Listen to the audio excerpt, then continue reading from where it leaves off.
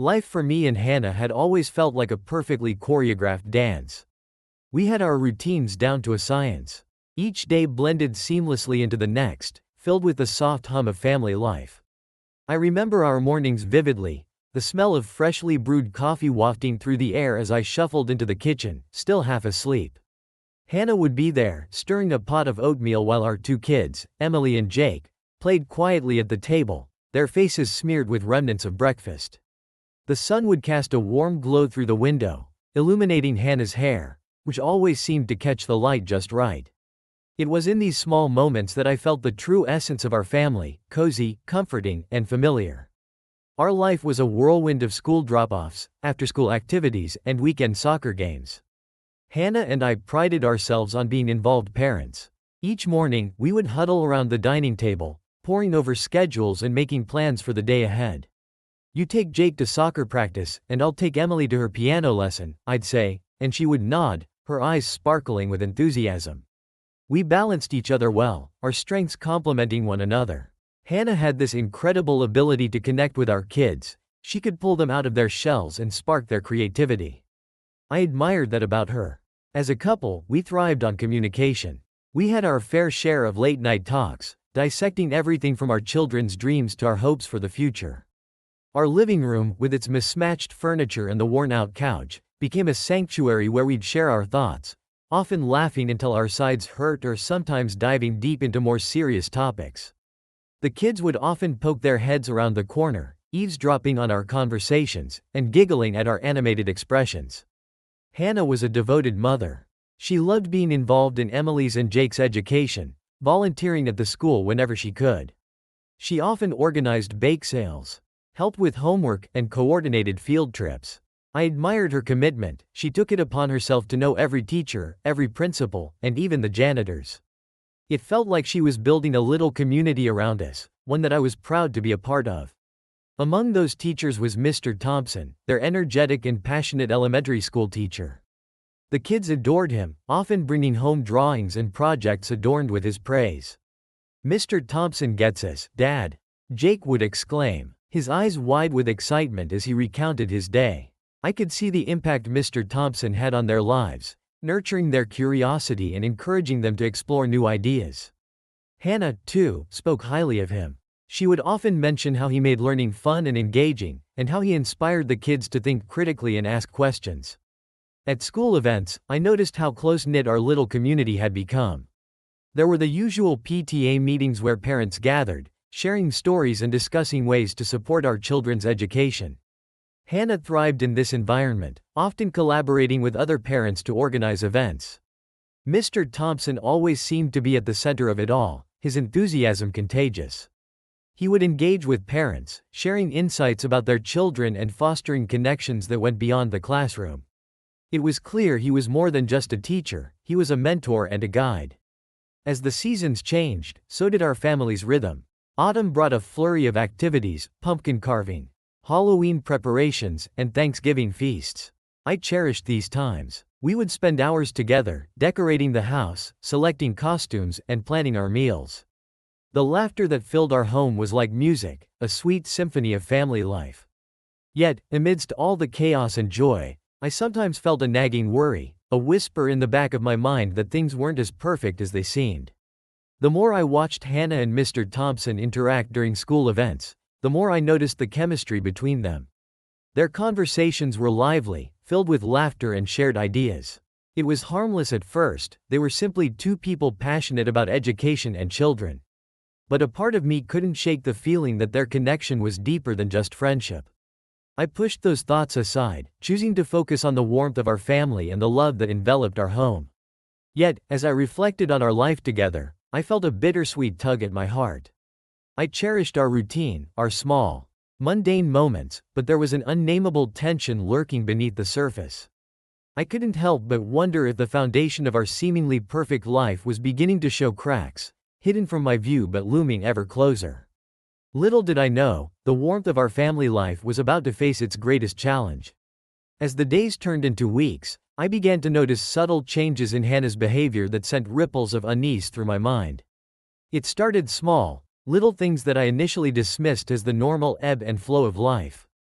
After all, we were busy parents juggling work, school, and our children's extracurricular activities. But as time passed, the small changes grew more pronounced and harder to ignore.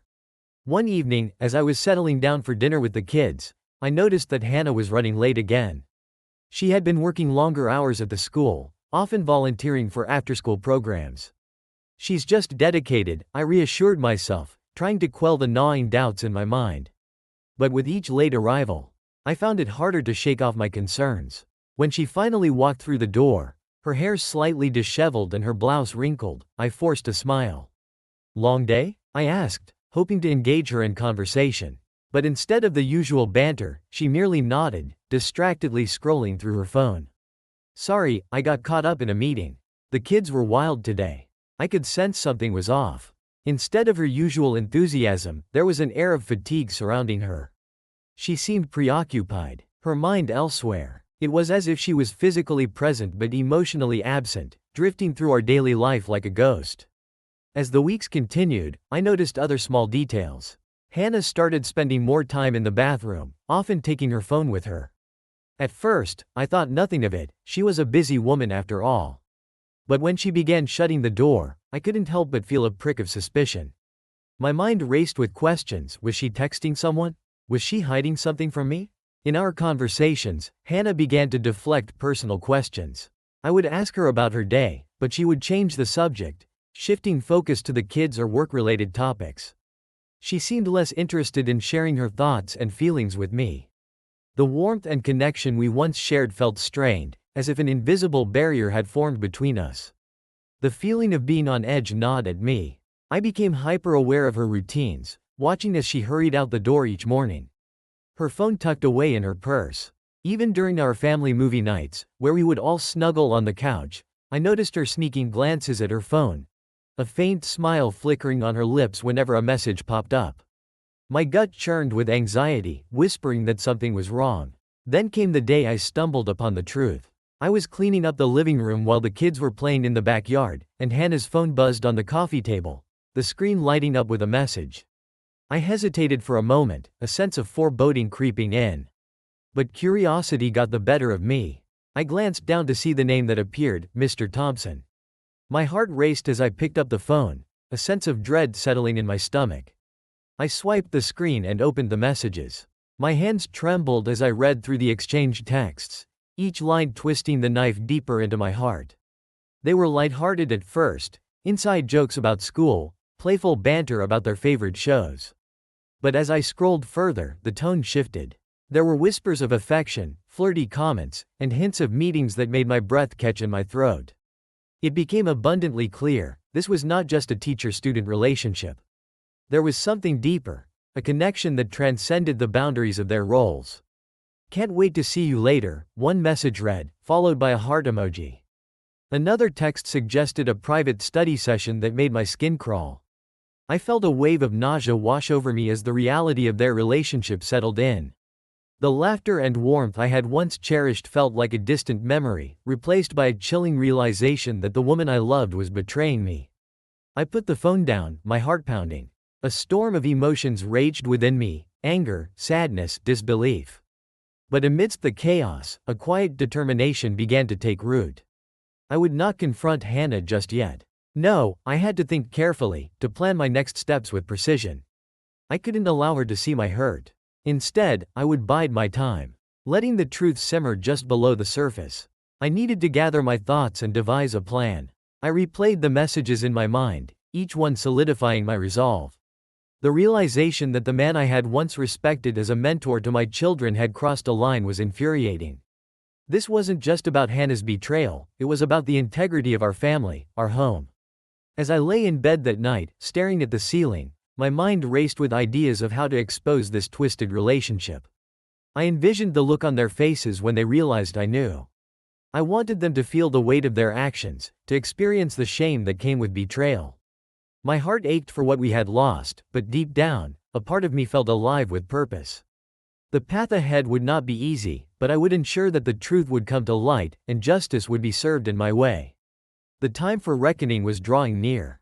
As the sun rose on a new day, illuminating the chaos within my mind, I felt a surge of clarity and purpose that I hadn't felt in a long time. The shocking discovery of Hannah's betrayal from Mr. Thompson had ignited something deep inside me, an unquenchable desire for justice, not only for myself but for our children. I could no longer be the passive husband who sat in silence while his wife betrayed their vows. I needed to take action, and I needed to do it in a way that would make them both feel the weight of their choices. The idea struck me like a bolt of lightning. I would organize a school event. It was the perfect opportunity to confront both Hannah and Mr. Thompson in a public setting where they would be exposed for what they truly were: a couple caught in their web of deceit. I imagined the shock on the faces of the other parents as I unveiled their secret, their gasps echoing through the auditorium. This wasn't going to be a quiet confrontation behind closed doors, it would be a spectacle, one that would ripple through our community and ensure that everyone knew the truth. I set to work on the plan, my mind racing with ideas and details. The school's annual fundraising gala was coming up in a few weeks, and I knew it would be the perfect setting. It was a well-attended event, filled with parents, teachers, and local community members, all of whom would bear witness to the revelation I was about to unleash. I envisioned the scene: a beautifully decorated hall, laughter and chatter filling the air, the smell of delicious food wafting from the kitchen, and then, in an instant, the moment of truth. As I made calls to the school's administration to volunteer as an organizer, I couldn't help but feel a sense of exhilaration mixed with anxiety. I was about to walk a dangerous path, one that could lead to repercussions I hadn't fully considered. But I was willing to risk it all to expose Hannah and Mr. Thompson, to show them the consequences of their actions. I needed to prepare myself mentally for the fallout. After all, the truth would not only hurt them but would inevitably impact our children. Over the next few days, my life revolved around the event preparations. I spent countless hours organizing everything: booking the venue, coordinating with caterers, and recruiting volunteers to help set up. I crafted a detailed schedule, ensuring that everything would run smoothly on the day of the event. Yet, amidst the chaos, my mind was always focused on the central theme of the evening: the truth. I started to envision how I would unveil the truth. Should I make a speech? Perhaps a toast would be more impactful. I could raise my glass, thanking everyone for their support, and then pivot to honor the teacher who so passionately educated our children, and their parents. The mere thought sent shivers down my spine. The anticipation of their shock, the humiliation they would feel, ignited a fire within me. I wanted to catch them off guard, to see their faces pale as the realization dawned upon them. In the evenings, as I sat at my kitchen table, I often caught myself lost in thought. I would stare blankly at the mess of papers before me, the plans and details swirling around in my head, but I also began to feel the weight of my emotions. Anger bubbled beneath the surface, but so did an underlying sadness, a longing for the life we had built together. I thought of our children, of the home, filled with laughter and love, and the pain this revelation would cause them. Yet, I justified my actions by reminding myself that this was not just about me, it was about ensuring that they understood the gravity of their choices. As the days drew closer to the event, I found myself meticulously preparing every detail. I selected the decorations, opting for a vibrant theme that would contrast sharply with the darkness of my intentions. I envisioned colorful balloons and bright banners, laughter mingling with my carefully concealed plan. I wanted the event to be a celebration of our community, but the irony of it all was not lost on me. I was orchestrating a facade to mask my true purpose, and I was eager to see it unfold. Every night before bed, I practiced my speech in front of the mirror, rehearsing how I would navigate the delicate line between sincerity and deceit. I wanted my words to resonate with the audience, to invoke feelings of empathy and shock as I unveiled the truth. "Thank you for coming," I would begin, my voice steady but laced with an underlying intensity. "Tonight, we celebrate the educators who shape our children's futures," and then I would pivot sharply, exposing the betrayal that lurked beneath the surface. In the days leading up to the event, I felt a sense of purpose that I hadn't felt in years. I was taking control of my life and confronting the betrayal head-on. The excitement bubbled within me, pushing away the nagging doubts that tried to creep in. I had a mission, and I was committed to seeing it through. As the final touches were put on the event, I took a moment to reflect on the path I was about to take. I felt a mixture of fear and exhilaration. What would happen when I finally revealed the truth? Would it bring closure, or would it open a floodgate of emotions that I wasn't prepared to handle? But one thing was clear: I was ready to confront the darkness and reclaim my narrative. The stage was set, and the truth was about to be unveiled in front of everyone who mattered. The night of the school fundraising gala arrived, and the atmosphere was electric. The gymnasium had been transformed into a vibrant space, adorned with colorful decorations, twinkling lights, and tables draped in white linens. The sound of laughter and chatter filled the air, a joyful melody that reverberated off the walls. Parents mingled, catching up on each other's lives, while children darted around, their laughter ringing out like a sweet symphony of innocence. As I stepped into the gym, I took a moment to absorb the scene. The familiar faces of fellow parents greeted me, and the aroma of delicious food wafted through the air, blending with the soft hum of conversation. My heart raced with anticipation, but I plastered a confident smile on my face, determined to maintain my composure. I had spent the last few weeks meticulously planning this event, and tonight was the culmination of all my efforts. "Charlie, there you are," said Megan, one of the other parents, as she approached me with a warm smile. She was holding a glass of wine, her cheeks flushed with excitement. "I heard you organized everything.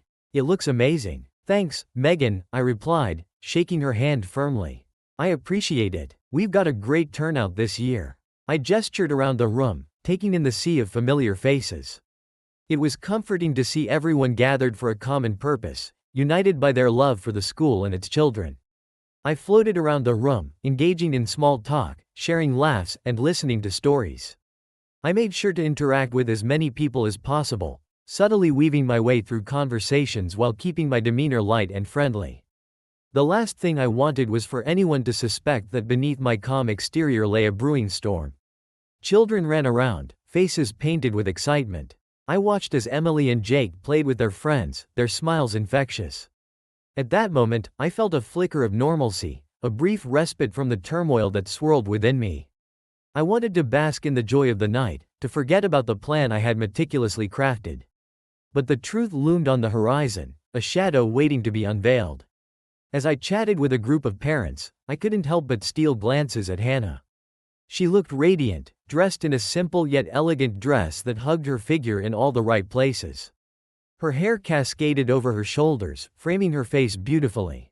It was a sight that reminded me of the woman I fell in love with, yet I felt a pang of bitterness as I recalled the betrayal. I noticed Mr. Thompson mingling nearby, his demeanor confident as he engaged with other parents, his laughter resonating through the room. I clenched my jaw, feeling a surge of anger bubble beneath the surface. The event unfolded beautifully, with a variety of activities planned for both children and adults. The principal gave a heartfelt speech, thanking everyone for their support and encouraging participation in the evening's events. I clapped along with everyone else, but my mind was elsewhere, fixated on the impending moment of revelation. I couldn't shake the anticipation that coursed through my veins, heightening my awareness of every little detail in the room. As the evening progressed, I floated from group to group, skillfully maintaining my facade. I laughed at jokes, shared stories about the kids, and offered up my help whenever needed.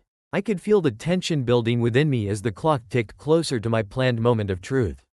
I found myself at the refreshment table, pouring a drink and engaging in conversation with a couple of dads from the soccer league. "Hey, Charlie, are you excited about the big reveal later?" one of them asked, misinterpreting my enthusiasm for the gala. "Absolutely. I think everyone will be in for a real treat tonight," I replied, my heart racing as I glanced at Hannah and Mr. Thompson, who were now standing together, laughing and sharing a moment that was supposed to be reserved for family. As the evening wore on, I could sense the anticipation building among the guests. They moved from one activity to another, chatting and laughing, completely unaware of the drama that was about to unfold. I stole another glance at Hannah, who was animatedly speaking with Mr. Thompson, her laughter ringing like music to my ears, a sound that, under different circumstances, I might have cherished, but now, it felt like a cruel mockery of our life together. At that moment, I realized that this was it, the culmination of everything I had been working toward. The excitement of the event, and the energy in the room, it was all led to my moment. I took a deep breath, steadying myself. I would reveal the truth, but not until the time was right. The principal called everyone to gather around for the main event of the evening. I felt a rush of adrenaline as I moved toward the front. Positioning myself near the microphone, The crowd began to settle, the buzz of conversation fading as they turned their attention toward me. My heart pounded in my chest, but I maintained my composure, locking eyes with Hannah and Mr. Thompson, who were still blissfully unaware of what was about to transpire. As I stood there, surrounded by friends and community members, I couldn't help but feel the weight of the moment. The stage was set, the spotlight was on me, and the truth was waiting to be revealed. Little did they know, the joyous evening would soon turn into a night of reckoning. As the evening unfolded, the atmosphere in the gymnasium was electric, a concoction of laughter, anticipation, and an unmistakable sense of community. Parents mingled, children played, and the aroma of delicious food wafted through the air, creating an inviting ambiance. I stood at the front of the room, my heart pounding as I prepared for the moment that would change everything. The principal wrapped up his speech by thanking everyone for their participation and emphasizing the importance of community support for our school. I could feel the energy in the room shift as he announced that it was time for a toast. With a deep breath, I stepped forward, taking my place behind the microphone. The chatter began to fade as I caught the attention of the guests, my heart racing with the thrill of the impending revelation. "Thank you all for being here tonight," I began, my voice steady despite the whirlwind of emotions coursing through me. "It's wonderful to see so many familiar faces gathered to support our children and their education. We are truly fortunate to have such dedicated teachers in our school." I paused, letting my gaze sweep over the crowd, landing on Hannah and Mr. Thompson, who were standing together at the edge of the room. I couldn't help but notice the way they leaned into each other, their laughter floating through the air like a taunt. It took all my strength to keep my expression neutral, but I could feel a dark satisfaction brewing inside me. "As we raise our glasses tonight, I'd like to make a toast to our remarkable teachers," I continued, feeling the weight of the moment settle around me. "They not only educate our children but also teach us, parents, valuable lessons about trust and respect." A hushed silence fell over the room as the guests processed my words. I could see Hannah's smile falter, her eyes narrowing in confusion as she began to grasp the double meaning behind my statement. Mr. Thompson's laughter faded, replaced by a look of apprehension. I felt a surge of triumph. This was the moment I had been waiting for. "Here's to Mr. Thompson," I said, raising my glass higher, the weight of my words hanging in the air like a loaded gun. "For being an exceptional educator who teaches not only our kids but also shows us the importance of honesty in our relationships." Cheers. The room erupted into a mixture of cheers and applause, but the sound felt distant as I locked eyes with Hannah and Mr. Thompson. Their expressions morphed from joy to horror in an instant. I watched as the realization crashed over them like a tidal wave. My words were not just a simple acknowledgement of a teacher's role, they were an indictment of their betrayal. Hannah's face went pale, her mouth dropping open as if to form words that never came. The shock was evident, her eyes darting between me and Mr. Thompson, who stood frozen in place, his jovial facade shattered. I could see the wheels turning in her mind, desperately searching for a way to deflect the attention, to regain control of the situation that had spiraled out of her grasp. "Charlie, wait," she began, her voice shaky as she tried to step forward, but I held my ground, the fire of anger propelling me forward. I felt an exhilarating rush as the truth hung heavy in the air, suffocating the laughter that had filled the room just moments before. "Don't wait, me, Hannah," I interrupted, my voice steady but filled with an intensity that caught everyone's attention. "You've made your choices, and now everyone deserves to know the truth." Mr. Thompson's eyes widened in disbelief, and I could see the gears of panic clicking into place. He glanced nervously at Hannah, who was struggling to regain her composure. The color drained from her face as she attempted to piece together a defense. "Charlie, please, it's not what you think," she stammered, her voice rising above the hum of confusion in the room.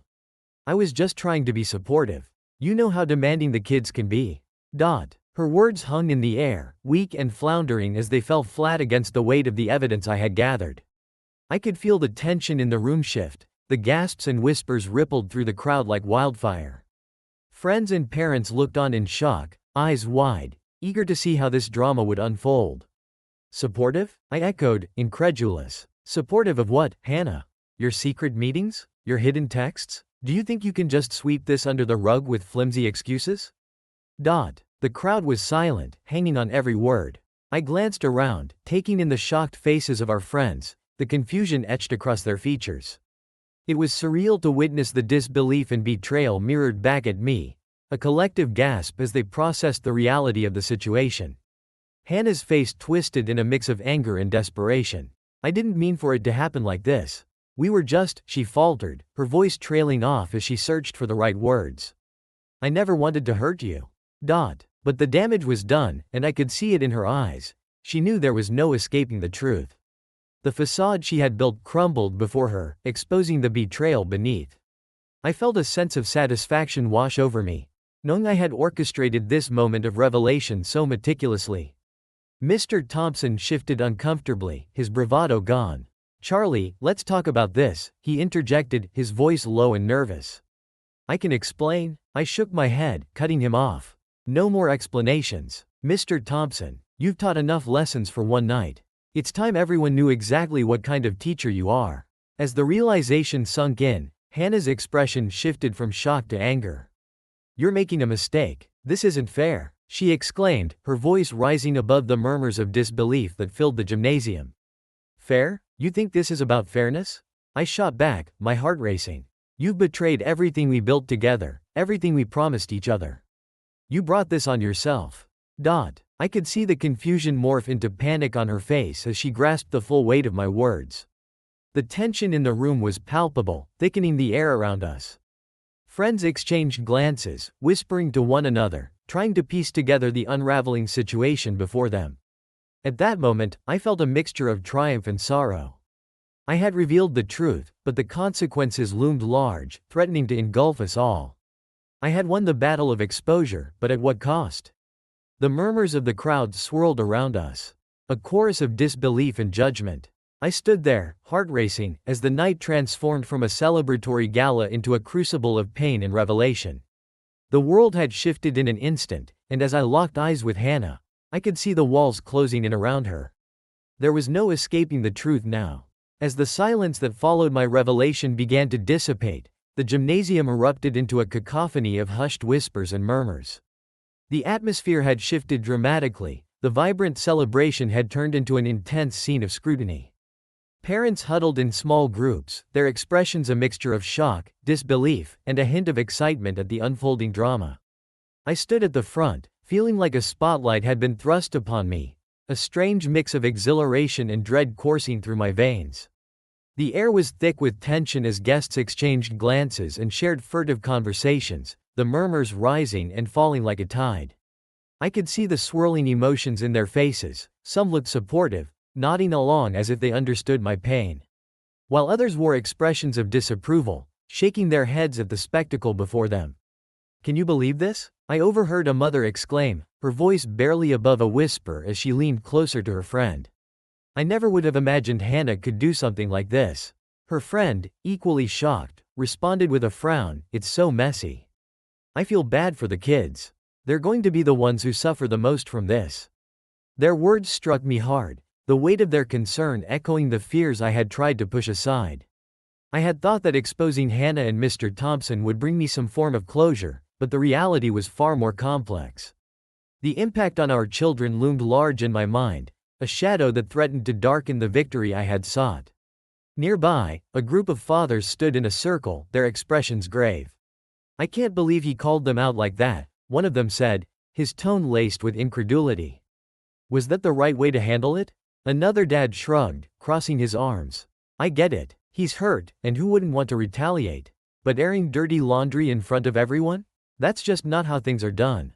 Their judgment stung, but I felt a sense of resolve swelling within me.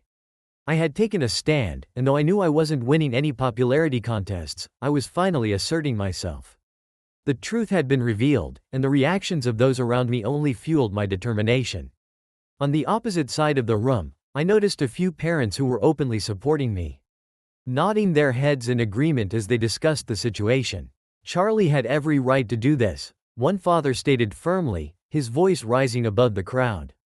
"Hannah betrayed him, and he deserves to have his side heard. It's a hard truth, but it's the truth nonetheless." "Yes," another parent chimed in, her voice filled with conviction. "It takes guts to stand up like that. We need to support him. This isn't just about one family, it's about all of us and the kind of community we want to be." Their support brought a swell of gratitude and encouragement, a reminder that I wasn't entirely alone in this ordeal. Despite the whispers of disapproval, some recognized the depth of my pain and the necessity of my actions. I felt a flicker of hope igniting in my chest, a reassurance that, even in the face of adversity, I could find solidarity among friends. But the tension continued to escalate, the atmosphere thick with polarized opinions. I could see Hannah standing with Mr. Thompson, her expression a mixture of anger and despair as she tried to gather herself. She glanced around the room, taking in the reactions of our friends, her eyes wide with realization. The shock of betrayal was evident in her demeanor, and I felt a pang of something I couldn't quite identify. Was it sympathy? Guilt? Or perhaps just a reminder of the life we once shared? As I stood there, I caught snippets of conversations swirling around me like a storm. "What's going to happen now?" a voice asked, laced with concern. "Will they stay together? What about the kids? I don't think they can recover from this," another replied, shaking their head. Trust is so hard to rebuild once it's shattered. The guests' speculations created an electric atmosphere, thickening the air with unspoken tension. Every whispered comment felt like a knife, cutting deeper into the already fragile fabric of our community. I was painfully aware of how this situation affected everyone involved, the ripples of consequence stretching far beyond my pain. Yet, as the discussions continued, I also noticed a shift. A few parents began to approach me, offering words of encouragement and support. "Charlie, I'm sorry you're going through this," one mom said, her voice sincere. "You did what you had to do. It's not easy, but you deserve to stand up for yourself." I nodded, feeling a warmth bloom in my chest as I absorbed their kindness. It was a reminder that even in the darkest moments, some would stand by me and understand the complexities of love and betrayal. As the whispers grew louder, I remained resolute. This was my truth, and regardless of the public opinion swirling around me, I had chosen to confront it head-on. I had taken a step towards reclaiming my narrative, and no amount of judgment would take that away from me. Hannah and Mr. Thompson exchanged anxious glances, their expressions shifting from shock to frustration as they grappled with the reality of their situation. I could see the cracks forming in their facade, and it filled me with a sense of satisfaction. I wanted them to feel the weight of their actions, the burden of their choices laid bare for all to see.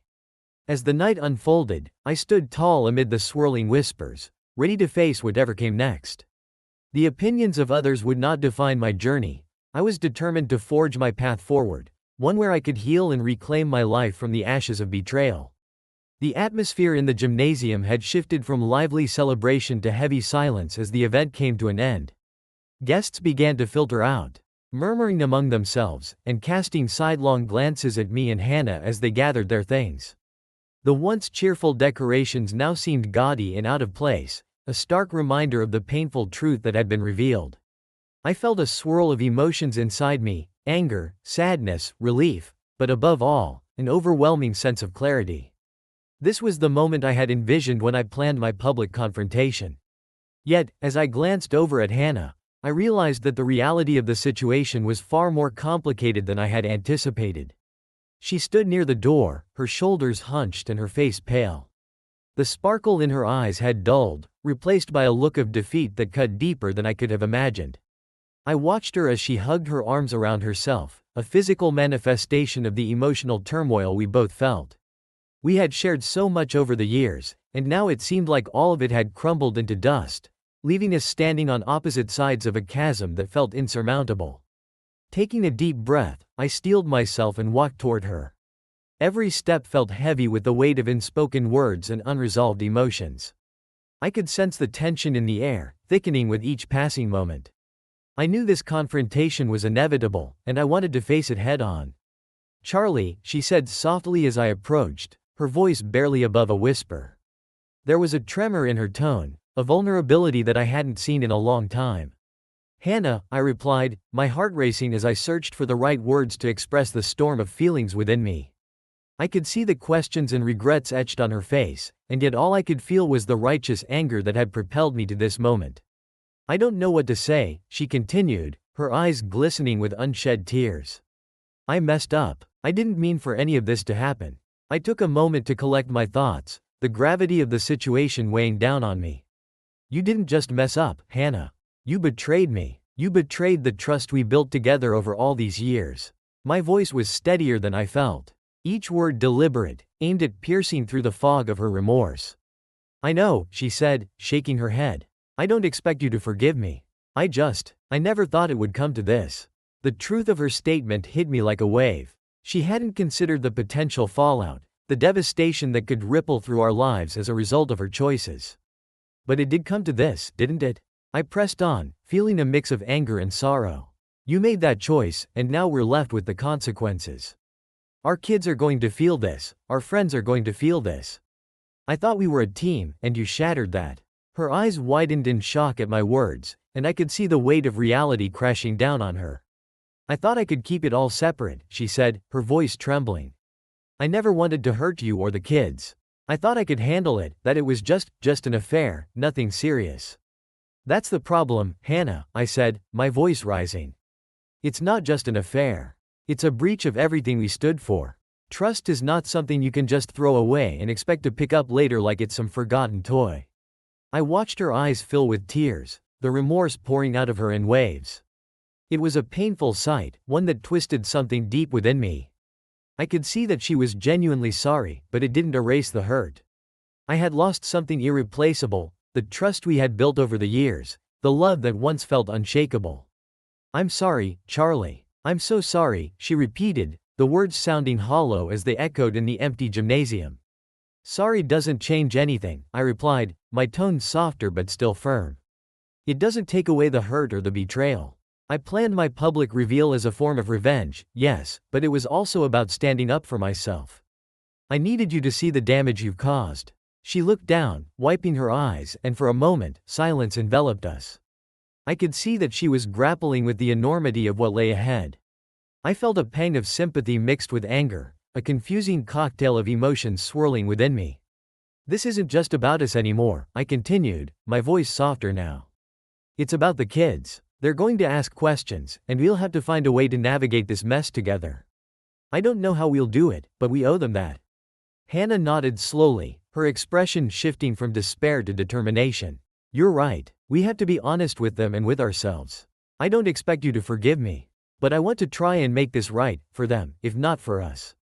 I took a deep breath, feeling the weight of her words settle in. This would be a long and painful road, but perhaps there was a glimmer of hope amidst the wreckage. I can't promise anything right now, Hannah.